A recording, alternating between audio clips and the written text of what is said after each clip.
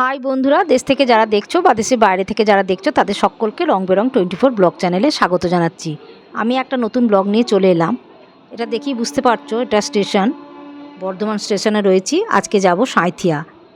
আজকে সাঁইথিয়াতে 51 সতীপীঠের এক সতীপীঠ দর্শন করব, সেটা তোমাদের সঙ্গে শেয়ার করব। এই যে ট্রেন, এই ট্রেনটা কিন্তু আমাদের না, এর পরের ট্রেনটায় আমরা যাব। আর খুব ভালো লাগছে, মানে সাঁইথিয়ায় সতীপীঠ দর্শন করব। আর সেখানে গিয়ে কি কি দর্শন করলাম বা কি কি দেখলাম সেটা তোমাদের সঙ্গে সব কিছুই শেয়ার করব। তোমরা কিন্তু ব্লগটা দেখতে থাকো। এর পরের ট্রেনটায় আমরা যাব, ওখানে পৌঁছে তোমাদের সঙ্গে সব কিছু শেয়ার করছি। এই যে এখানে পৌঁছে গেছি, দেখো একদম স্টেশনে গায়ে এখানে সতীর কণ্ঠহার পড়েছিল। এই দেখো নন্দিকেশ্বরী মাতার মন্দির, এটা হচ্ছে 51 সতীপীঠের একটা সতীপীঠ, দেখো লেখাই আছে।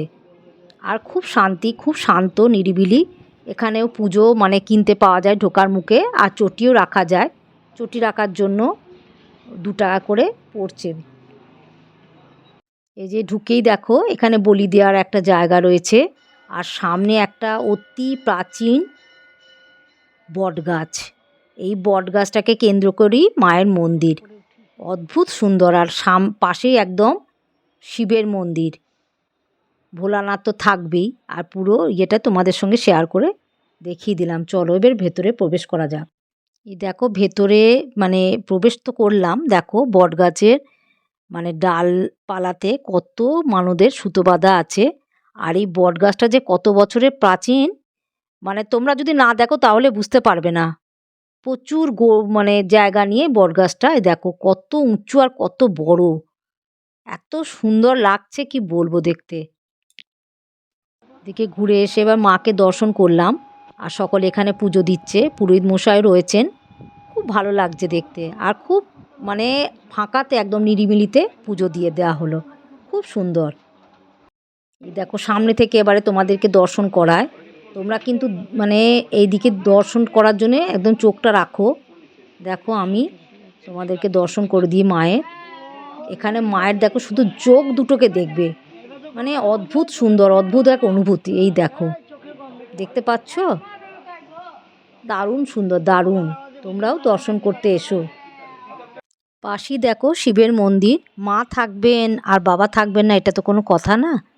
কি সুন্দর শিবের মন্দিরটাও খুব সুন্দর। এখানে সব দেয়াল চিত্র করা আছে, নানা রকম দেবদেবীর দেয়াল চিত্র করা আছে, ভেতরেও করা আছে, আবার বাইরের দিকেও দেখো করা আছে, খুব সুন্দর। একটু দেয়াল চিত্রগুলো একটু মানে রঙগুলো একটু নষ্ট হয়ে গেছে। আর এইদিকে দেখো মানে নারায়ণের একদম যতগুলো অবতারের মানে রূপ ততগুলো এখানে মানে ছবি দেওয়া আছে, মানে দেয়াল চিত্র করা আছে। এখানে দেখো আবার চলে এসেছি সাঁইথিয়া স্টেশনে বসে আছি। একদিনের ঘোরার হিসাবে খুব ভালো, আর খুব ভালোও লাগলো। কেন সতীপীঠ দর্শন সবাইকারই একটা মনের ইচ্ছা থাকে, আমারও অনেক দিনের ইচ্ছা ছিল। ওই জন্য এটা দর্শন করতে চলে এলাম একদিনের জন্য। তোমরাও আসতে পারো, একদম স্টেশনে গায়ে। এই দিকের মানে বসে আছি আমরা, ওই যে ওই দিকে যে ওভারব্রিজটা দেখা যাচ্ছে ওই পেরিয়ে গিয়েই একদম সামনেই মন্দিরটা।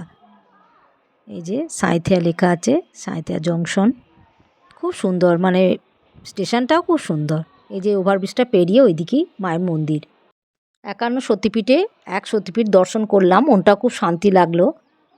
আর পুরোহিত মশাই টিপ্পরি দিয়েছেন। ব্লগটা একটু ভালো লেগে থাকলে লাইক, শেয়ার, সাবস্ক্রাইব করে দিও। Love you all, bye by.